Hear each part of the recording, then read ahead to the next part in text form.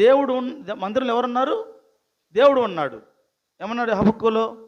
హబక్కకు 2:20లో అయితే యెహోవా యెహోవా పరిశుద్ధాలయంలో ఉన్నాడు అంటే ఎవరున్నారు ఇక్కడ? దేవుడు. దేవుడు అంటే ఎవరు? వాక్యం. వాక్యం తప్ప ఇంక ఏమున్నా అది దేవుని సన్నిధి కాదు. గుర్తుపెట్టుకోవాలి. స్తుతిస్తాం, కీర్తిస్తాం, అది ఒక పార్ట్. అది ప్రభువుని మనం మహిమపరచటం. ఇక్కడ 3 కార్యాలు జరుగుతాయి మందిరంలో. ఏమేమి జరుగుతాయి? ప్రభుని స్తుతిస్తాము, తర్వాత ప్రభు మనతో మాట్లాడతారు, తర్వాత మనం ప్రభుతో మాట్లాడతాం. ఎలా? ప్రార్థన ద్వారా. 3 జరుగుతాయి.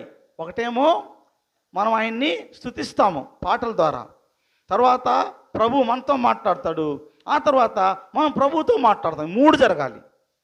ఈ 3కి మించి ఏమి జరిగినా ఆయన ఆలయంలో అది ఆయనకు అంగీకారం కాదు.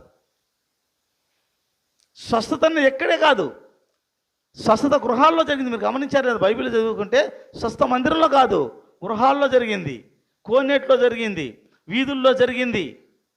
స్వస్థత మందిరంలో కాదండి, గుర్తుపెట్టుకోవాలి.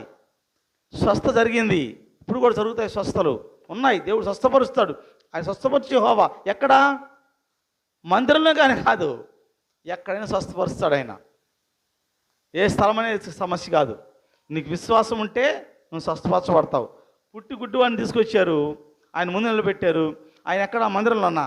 త్రోవలో వెళ్తా ఉంటే తీసుకొస్తే నువ్వు వెళ్ళి అదిగో ఆయన ఉమ్మి కింద వేసి అది వాడి కళ్ళకు తాకి నువ్వు వెళ్ళి కడుక్కోపో అంటే వాడు కడుక్కున్నాడు, బాగుపడ్డాడు. స్వస్థత మందిరంలో మాత్రమే కాదు, గుర్తుపెట్టుకోవాలి. స్వస్థత ఎక్కడైనా జరుగుద్ది. నీకు విశ్వాసం ఉంటే ఎక్కడైనా జరుగుద్ది. 10 మంది కుష్ఠవ్యాధి గల వారు ఉన్నారు. వారిని ప్రభు స్వస్థపరిచాడు. మీరు వెళ్ళి మీ యాజకునికి మీ యొక్క దేహాలు కనపరుచుకోమన్నాడు. వాళ్ళు వెలుచూ ఉండగా స్వస్థ పొందారు.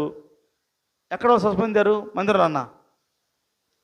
గుర్తుపెట్టుకోండి, స్వస్థత మందిరంలో కానే కాదు.